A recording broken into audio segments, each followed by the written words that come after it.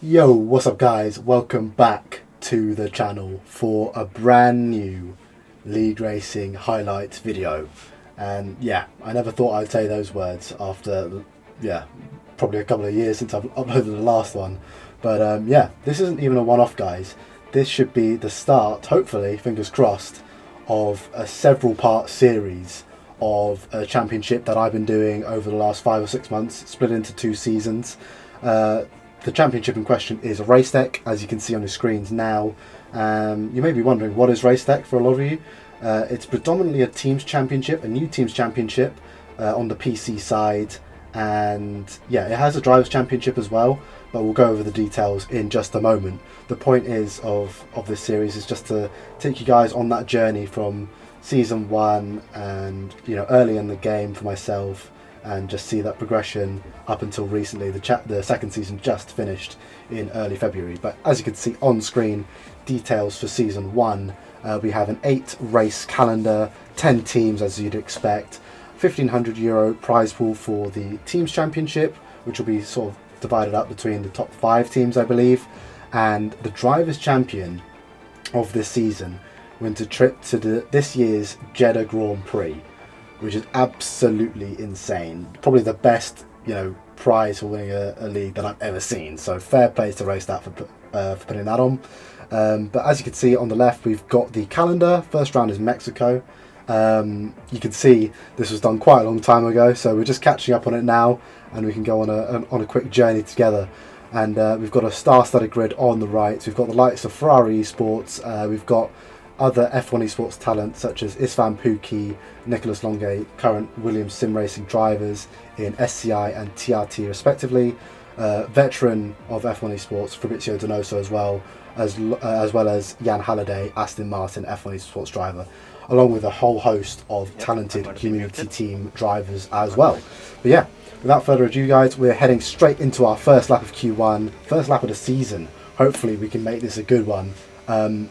Yeah, quick heads up, none of our, we don't have any like live face cam or anything like that from the season. We weren't really planning to make videos on it. So yeah, this series is going to be very much me reacting and following the journey along with you guys along the way. So hopefully that's okay for you guys. I thought I'd add that little bit of a touch. But yeah, skipping on from the waffling, we are heading through this Mexico lap. It's been a strong track for me over the years, but yeah, I've struggled with it a little bit more in the last couple of games with the whole flicking meta. It's kind of I don't know why, but it's kind of set my preferences back for this track, if you will. But we're going to do our best anyway, see what we can do. The pace is strong enough to put ourselves into Q3 into a good position, so as long as we deliver and nothing goes wrong, we should hopefully have a good race out here. So heading around the last corner of our first Q1 lap, it's all over already for this first lap. We come across the line and do a 14.0, which was enough to send us through easily for Q2 on one set of tyres in P8 there. And we come across the line for the first run on the new tyres in Q2. We only do a 14.0 again, which is nowhere near good enough. Got a little bit impeded, got a little bit, just a couple of mistakes on that lap, so plenty of time to improve. Not only for myself, we want to get ourselves into Q3, but also our teammate Harry Lai for this one. We're competing in this team championship this season with TF10. Unfortunately, they've shut down since. But anyways, let's focus on the lap here, heading into turn 1. Flicking the car in, clipping the curb on the right here. Take a couple of stabs at the steering wheel into turn 2. Had to bail out of it a little bit, but we're committing to the lap. You can see we're just under a tenth up on our previous best so far.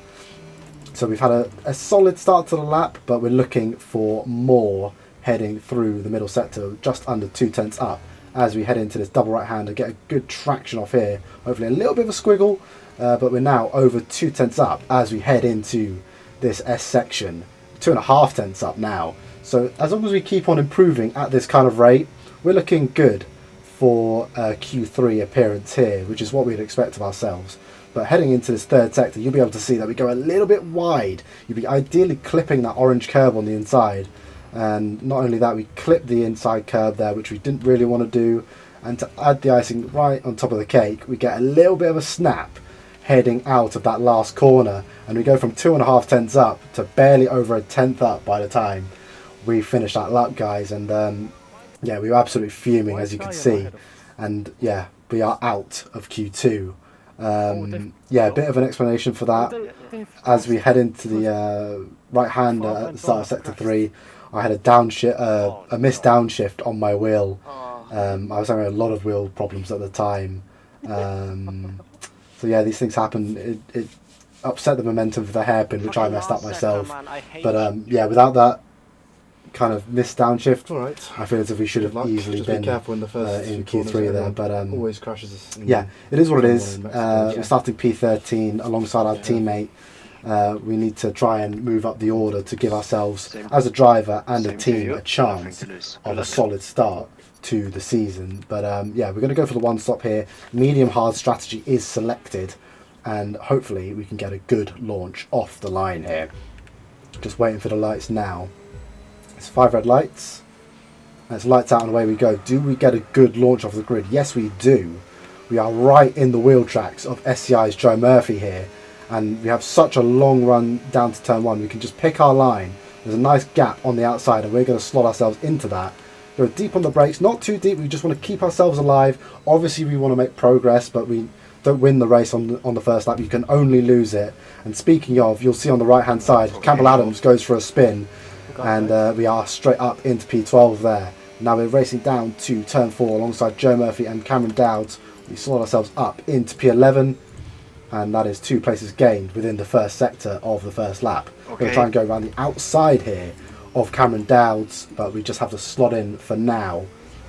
But yeah, as first laps go, I suppose we gained a couple of places. Our wing is still on, so can't really complain, but we're obviously looking for more heading into the rest of this race and the rest of this lap. So we're going to get the overtake button on, try and apply a bit of pressure to Cameron Dowds here heading into the end of this lap. We can see Fabrizio Donoso and Tom Roberts here going side by side into the third sector. Cameron Dowds wants a little slice of that as well, but he gets a little bit cut off by his teammate there. That allows us to go around the outside of hairpin, turn to the inside for the last corner, and we are up into P10 at the end of the first lap. So yeah, if we keep on that rate of progression, we'll be doing very well in this race, but it's easier said than done with the dirty air to slipstream ratio in this game. But as you can see, Cameron Dowds is still on the attack. He wants that position back. He's going to go around the outside here. We get a little bit pinched by a bit of an early braking from Fabrizio, in my opinion. And unfortunately, we get a little bit wheel hooked on the exit of turn 3 there, and we lose that position once again. And in the background, our teammate is having his own incident. He's lost his wing, so a bit of a disastrous start here to the race for us. But skipping on to lap 3, you can see Cameron Dowds jumps past Fabrizio Donoso here. He made a little bit of a mistake through the first part of the second sector, but it looks like Cameron Dowds is pushing pretty hard here, and you'll be able to see why by the end of lap 5 he peels into the pits. He's going for the 2-stop, and yeah, that kind of explains his aggressive nature, and just sending it off on the first few laps. And you can see the next lap, Ryan Bacart reacts to that 2-stop and peels into the pits as well. Back at that point in the game, the tyre compounds were different to what we have now. We had softer compounds, so the 1-stop was really touch and go, but to the point where the 2-stop was a very viable strategy. But we're going for the 1. We're going to try and drag it out, and as you can see, we have dragged it out to lap 13 here. This is basically the first kind of lap that you can make the 1-stop work from. But we weren't confident of being able to go to the end here. Maybe we should have taken the risk, because as we round the last corner, you'll be able to see the car behind us, Joe Murphy, goes for that aggressive undercut there and pulls the trigger basically on that 1-stopper train. But yeah, we respond the next lap, as you can see, pulling into the pits on that 14. Our tyres were struggling here. We were really struggling in terms of tyre management at the start of the game, and also a bit of setup to help us. But what we weren't expecting to see were the likes of Bari Buraman, Jan Halliday pulling into the pits from right at the front of that first leading pack. So yeah, we were expecting them to go lap 15, lap 16, maybe get a bit of an undercut on the train, but you know, it looks like, as you see on the left hand side, we lose that position to Joe Murphy as we'd expect from the undercut, but we haven't really gained anything from the guys in front yet. We are still right at the back of this one-stopper train. Way more cars boxed than we were expecting, and we may be in a little bit of trouble here. As we skip on to the end of lap 15, you can see more cars responding, the likes of Nicholas Longay and Istvan Pukki emerging from the pits. We're nowhere near jumping these guys. We do jump Diego Zorzo, so we're not at the very back, but we're second to the back of this one-stopper train, which is not what we had in mind, obviously, in terms of strategy. Skipping on to the start of lap 18 here, you can see we gain a position from John Evans, who pitted from that lead pack. He went for an overcut, and he'll have 3 or 4 lap fresher tyres than us, so it's going to be very difficult to keep him behind once he catches his train, which is a matter of when, not if. But as you can see here, we pass another car in the pit lane who's going for the 2-stop, and on the right hand side you can see us passing Cameron Adams, recovering from his earlier lap 1 incident. But as you can see, very shortly here, do one more lap and then I'll go back. Yeah, there it is. John Evans is on the back of this train now as Ryan Bakar bails into the pit lane to complete his 2-stop along with Cameron Dowds. So we are up into a provisional P9 here.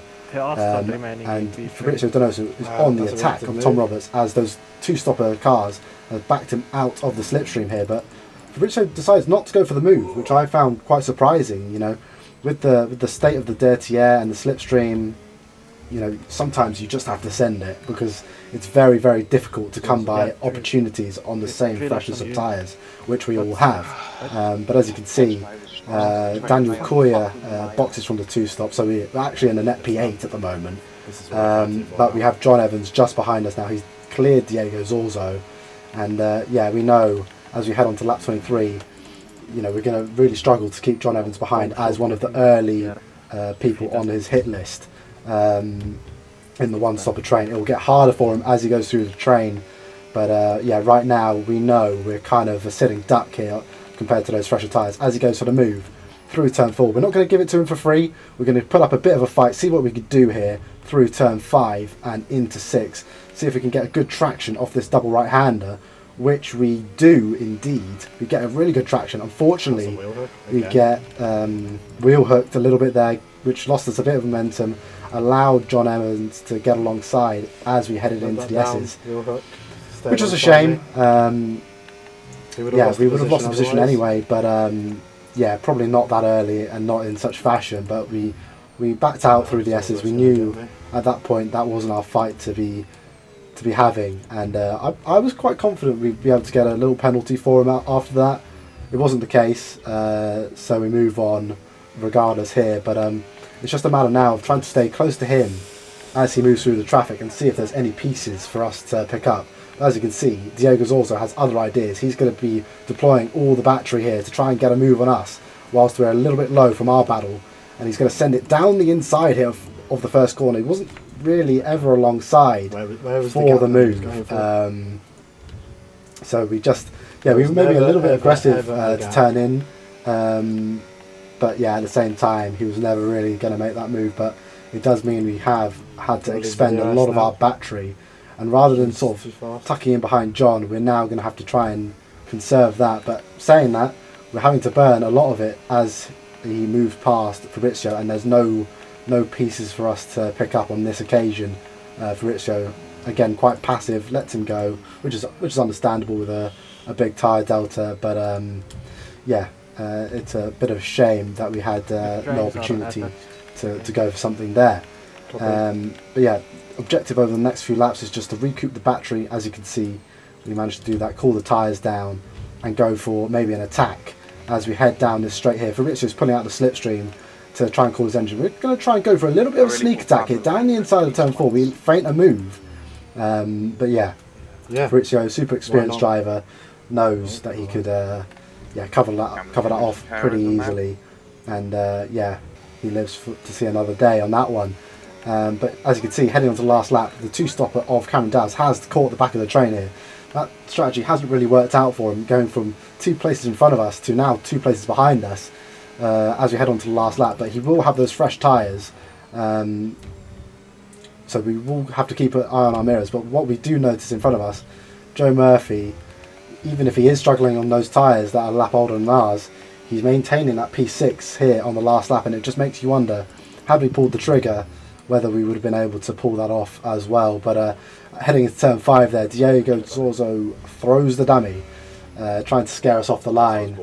Fortunately, we are, we weren't born yesterday, and we didn't need to worry about that one. But, you know, I respect the send, I respect the effort, and we move on. You know, it's often about that in this game, trying to come up with different little manoeuvres to try and force a move. But at the moment we're just hoping for any mistakes in front of us, any penalties into this last dying embers of this race, because at the moment we're not able to make an impression on the cars in front. Heading into the last corner now, you can see the arrows behind. Cameron throws well, not a dummy, a full on send into the last corner, but to no avail.